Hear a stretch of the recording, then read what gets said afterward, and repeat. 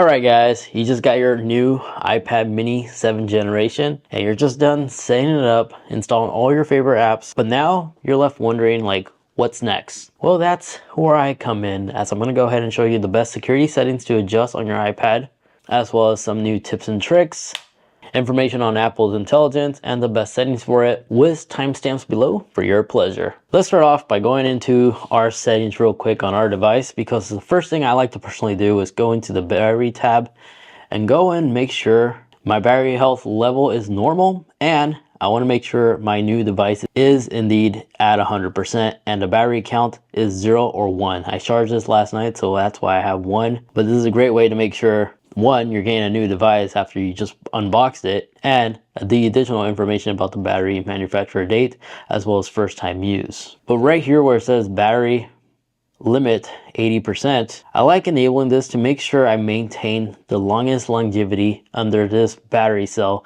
that's equipped on my iPad. So by enabling this, think of this like kind of like an electric car. It's not recommended to charge at 100% at all times. It's recommended to charge at 80 to give yourself a 20% buffer. This way, your Apple device could easily achieve a long battery longevity without you needing to replace it in the next 2 years or so. The next thing I like to do all the time is go into my display settings in the display and brightness. And here you have the selection between light mode or dark mode. It's always all personal preference, but I do think light mode looks better for the camera, so I'm going to keep it on light mode for this video. But you can also switch it to automatic, where it could go based on sunset or sunrise, or you can create a custom schedule when you don't want dark mode automatically fade in automatically. But where it says text size, if you have a hard time of seeing, this is where you can actually go in and actually increase. This is where you can go in and change the size to your personal preference. I'm going to keep it right here for the purpose of this video as well. But if we exit out of here, True Tone, this is good to enable, as the iPad will automatically adjust the tone of brightness through the environment of the day. But if you're a photographer, it is recommended to turn this off so you have the correct lighting and color accuracy as much as possible. And then night shift, this is that mode that you'll like to enable, where it'll turn your screen warm or less warm. You have the slider right here, which is set to be able to aid you to go sleep a lot faster instead of having a blue screen on your face before you go to bed. By having that enabled, it's said to be able to help out a lot. You can also find this if you bring down Control Center like you saw me do in long hold. You have night shift as well as true tone toggles right here, so you can automatically enable that without having to go into the settings. Once more, Control Center, long hold brightness, and you'll see those two settings. In addition to that, even dark mode and light mode is also quickly accessible right here. Now in auto lock, since I use my iPad for video demonstration purposes, I have it on never, but it is recommended to keep it within 2 to 5 minutes. This way, if you leave your device unused, this way if you accidentally leave your device unlocked, it will automatically lock itself, preserving battery life, of course. 2 to 5 minutes is a sweet spot, but you can always change it right here. Now, yes, the iPad mini does have a camera, a pretty impressive camera, 1080p, also supports 4K recording. By default, some of the settings are really left out, because if you go into the camera section right here, by default, mine was actually set at 1080p 30 FPS, where you have access to 60, 4K 24, or you can go all out at 4K 60 FPS. Keep in mind this will use up more data, but if you have a lot of storage availability, 4K 60 helps out a lot, especially for content creating. But down here, this is what I want to mainly show you, is the grid, as you do have the ability to enable the grid, a leveler, or even mirror your front camera. This part's personal preference, but I personally like using the grid mode, because now if we launch the camera app real quick, why did it disappear on me? If we launch the camera app, you see we have the rule of thirds, and this allows me to always have the subject in frame. Now if we go into the accessibility tab right here, and then we select guided access all the way on the very bottom.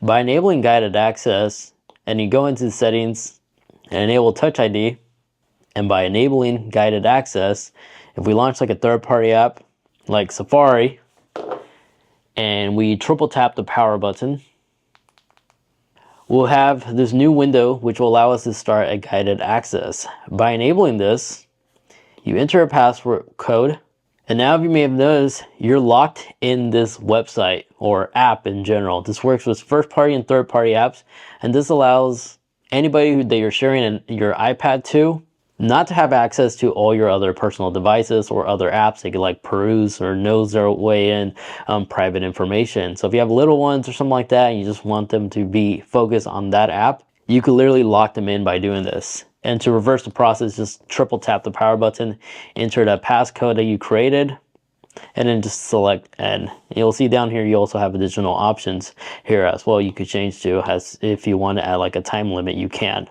And then N. And now we have the ability to get out of here and go resume back where we last left off and have full access to our device. Now in the Touch ID and passcode section, right in here, enter your login credentials. In here, you'll find Touch ID abilities you can enable or disable, like autofill passwords and such like that. But what I want to show you is the fingers, because you can actually add up to 10 fingers from my understanding. And this also includes your spouse too. It doesn't have to be the same person. So if you wish to give access to your iPad to somebody else, you can just register their finger and they'll have access to it by just tapping the power/Touch ID button on top. But to improve security on your iPad in case it does get stolen, go down where it says allow access when locked, disable control center, because by default control center is enabled, where a would-be thief could just find your iPad, swipe down and disable Bluetooth and Wi-Fi as well as AirDrop, which will prevent this iPad from being tracked with the Find My app. So if we unlock our device and go back to that, and we go into the Touch ID and Password tab, and now if we scroll down and disable the Control Center access, as well as Notification Center, personal preference if you want that, even Siri you could disable that too. But now if we lock our device and we don't use Touch ID, it doesn't give us access to anything, just Spotlight search, which is probably another thing I'll probably consider removing. So it really does secure your device so it doesn't get stolen. You can still access it if you tap the Touch ID, just like that. But this is definitely a nice security measure I recommend others to change. Now you can add multiple languages to this keyboard, believe it or not, without switching to different keyboards. And this was a new setting for iOS 18. That's also available on iPadOS 18. You'll find it in the General tab, and then go into Keyboard, and then select your keyboard. If you don't see the emoji keyboard, by the way, just add keyboard and search up emoji, and you'll be able to add that. But in the US language, if you add a language, you can add additional languages right here. So for this video, the demonstration purposes, I'm going to put Spanish. And now if we launch the keyboard, you'll see right here it says English and Spanish on the very corner, because the keyboard will automatically adapt to the language you're replying to. So if we were typing in something in Spanish, keyboard will be automatically smart enough to switch, especially if it was a text message sent to you in Spanish, all automatically. Now keep in mind, with an iPad, in the Bluetooth setting, you always have the ability to plug in, not only connect a gaming controller console, as majority of popular gaming controllers like PlayStation and Xbox is fully compatible to be paired on an iPad for mobile gaming, but also any keyboard and Bluetooth mouse will also be compatible, and you'll be able to use this like a computer. And all you need to do is just go into Bluetooth and go into newly discovered devices, and it should pop up automatically once those devices are in pair mode. And now let's talk about customizing your iPad to your personal preference. By long holding on the page, you have access to these new Add Widget tab, Customize, or Edit Your Page. When you're editing your page, if you like to hide like a window like this one as an example, you could totally just hide it. And now we only have access to those two windows. And on our very far right will be your organized app library. And if you have an app that you like to lock, if you just long hold on the app, you'll see a new Require Touch ID section. By tapping on here, you can request to only lock that app. So now by confirming, and we tap on it, it's going to remain locked unless we use Touch ID. And then we have access to it like so. But if we long hold again, and we remove, don't use Touch ID, but now we request it to hide it and require Touch ID, and confirm, and hide the app is still installed, but it will not show up here in the app library or any of your apps as well, including Spotlight search, because it will be now located in the hidden app album, and you use Touch ID to unlock it, and it will magically appear and allows you to click on it and have access to it like so. Pretty cool way to secure apps. And then depending on the app, if you long hold on the app and they have widget functionalities, you can now change it to the widget mode right here without actually going into your widget mode anymore by selecting edit and add a widget. You can just do it straight from here. So if we have two of the same size in the example and we like to stack them, you still have the ability to do that. Just got to get it in right. There we go. And now we have a stackable widget that you can toggle through like so. And then in terms of additional customization goodies, in the Customize tab, you have the ability to switch your icons from light mode or dark mode, or even tint them, and we have a whole color wheel right here to choose from, as well as enlarge the apps, which will remove the text size underneath. And you could reverse it, so light mode will be enabled with your apps being in dark mode instead of putting them all together. And then if you go into tint, you do have this little drop ability where you could color match a wallpaper that you're using in the background. And then in the log page, if you unlock your device in log mode, you have more customization abilities. Right here is where you can manage all your wallpapers. The cool thing about these wallpapers is you can also add widgets on your page, change the font style for the clock, remove the widgets on top or change them. And once you tap done and you're satisfied, and you have it set as pair or your personal preference, it also has like a little library so you don't lose certain wallpapers. Now in the control center, a couple new things happen. For iOS 18 or iPadOS 18 I should say, the power button is now located right here, where if you long hold the power up button icon, it will quickly take you to the power off screen. So now we don't have to memorize like a weird combination with the power button and volume buttons just to go ahead and have access to the off screen. In addition to that, control center, if you long hold, this is all fully customizable. There's many different pages and controls you could continue adding, just like our home page on our device. And if you long hold, add control, you have access to literally everything you could think of. And it's all fully customizable, like our apps, or you can rearrange it to your heart desire. And then with the iPad mini 7, the USB-C port right here can not only charge other devices, but this is using USB-C 3.1 second generation, which has 10 gigabits transfer speeds that will make transferring large files faster. Also, real quick, if you've been enjoying this video so far, be sure to leave this video a like, because I like to keep my videos sponsor free from integrated brands. So do let me know that you enjoy sponsor ad free videos like this by making sure you leave that like button a like, allowing me to know that you really do appreciate these no ad integrated videos. But now let's go and cover gestures. So in case you're new to the iPad in general or an iOS device, gesture controls, it's straightforward, of course. By tapping on an app and doing this will allow you to close the app. You could also close apps by doing 5 fingers and just like zoom out like this. And in the multitask menu, you can just open it automatically like this. And if there's a background app acting funny, you can just force close it just like so. Or if you like to, you can do that same pinch I was showing you earlier, just hold it midway and it'll also take you to app switcher and you can force close it. And then if you're using landscape mode as an example, and you launch an app, on the top portion right here, these dots, if you select this will allow you to enter split screen mode, which now grants you access to open up 2 apps at once. And there's a little divider where you can select to adjust the size to your personal preference. And you can also open up your docks, as you can click and drag some of these apps, and if you drop it in the middle on that little bar, you open up the mobile version of that app. So now we have 3 apps running at once. And you can also minimize it too. Just for some reason I can't transfer it over. That's just interesting.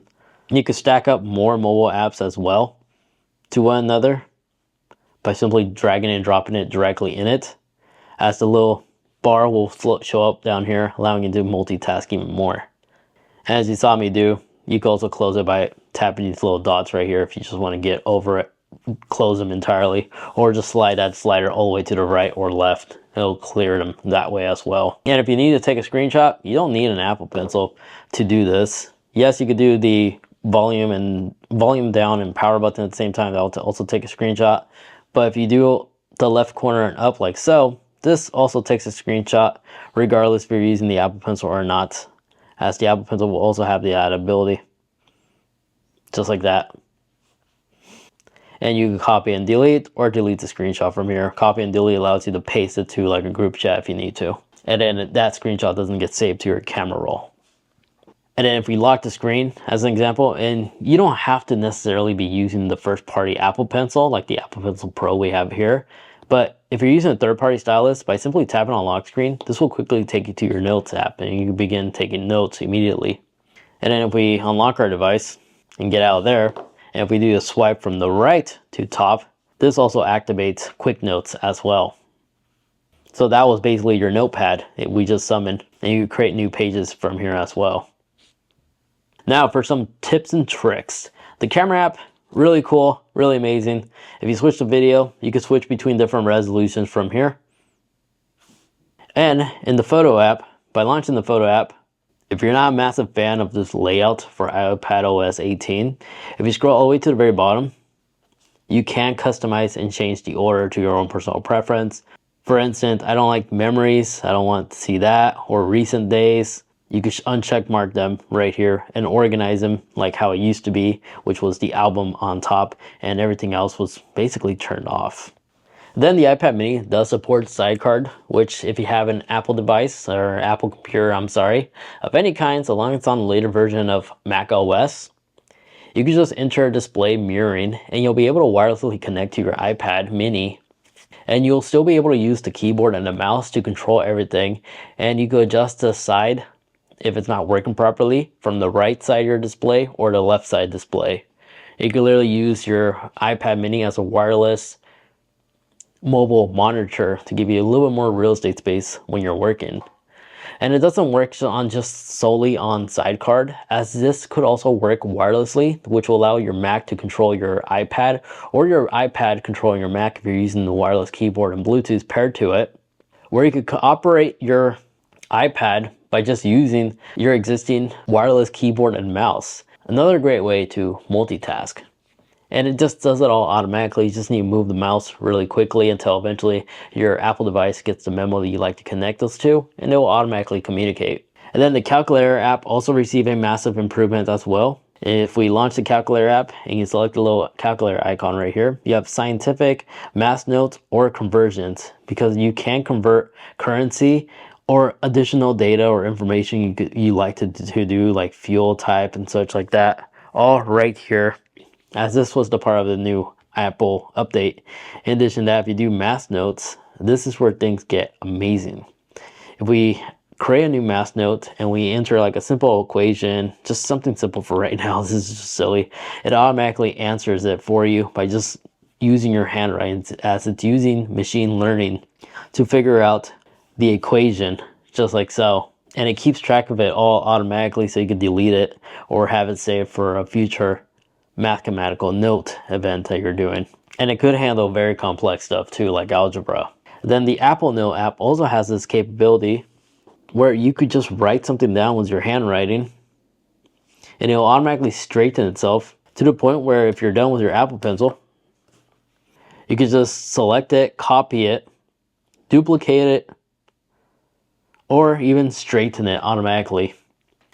And then in Safari, if you open up Safari and there's something that just is distracting to you, it could be an ad or something like that as an example, by selecting this section in Safari, you could hide distractions, where you can just select the subject, select hide, and it just goes away, allowing you to remove ads like the price tags and stuff like that to give yourself a cleaner layout. And you could just take screenshots and share it with friends and family. Unfortunately, it doesn't save. So as soon as we hit refresh, the website will go back to normal. And then if you go to like a news article website or something, like I'm going to go into 19.5 Max and demonstrate, select an article. And if we select this dot icon again, this is where you can actually select listen to the page, where very similar to like a podcast, Siri will actually verbally start reading out loud this article for you. And if you select again, you can change the speed, pause it to the rate that you prefer, or decrease it to your personal preference.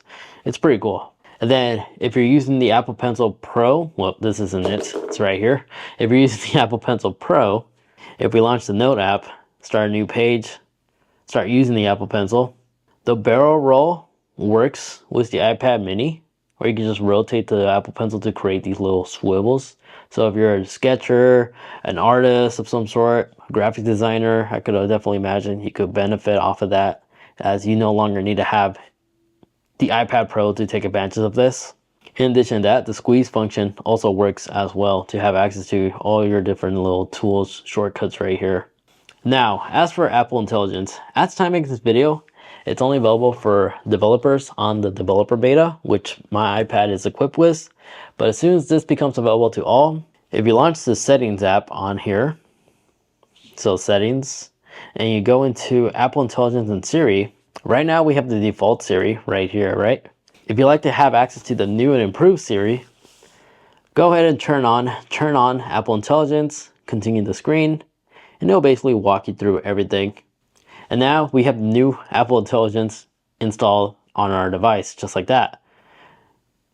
If you spam this bottom portion, you could type to Siri this way as well. So you don't verbally have to talk to Siri anymore. But we're not done yet. If we go back in our settings in the Apple Intelligence section, if you scroll down, if you have a ChatGPT account that you like to synchronize, you can also set it up and log in right here. Where you tap setup, it'll walk you through everything, enable ChatGPT. Now we have ChatGPT on standby in case Siri can't answer our requests. And then right below there is where you could manually log into your ChatGPT account, which will give you the synchronization with your recent logs and such, so it understands your commands a lot better. Ideal for work purposes, of course. And right here on the bar icon, if you spam again, and from my understanding, if you want to talk to ChatGPT directly, just type in talk to ChatGPT, hit the up arrow, and now you have the ability to talk to ChatGPT directly instead of Siri. And just like that, now you know some cool security things and some new tips and tricks and some new settings you could adjust on your new iPad mini 7th generation. If you got some good useful information out of this video, you know what to do. Greatly appreciate if you can actually leave this video a like, it does help me out a lot, and get subscribed so you don't miss more upcoming tech videos just like this. For instance, if you have AirPods Pro's 2nd generation, if you'd like to find out more about the hearing aid functionality, check it out right over there as I go through all the new settings right in that video as well. Thank you so much for watching.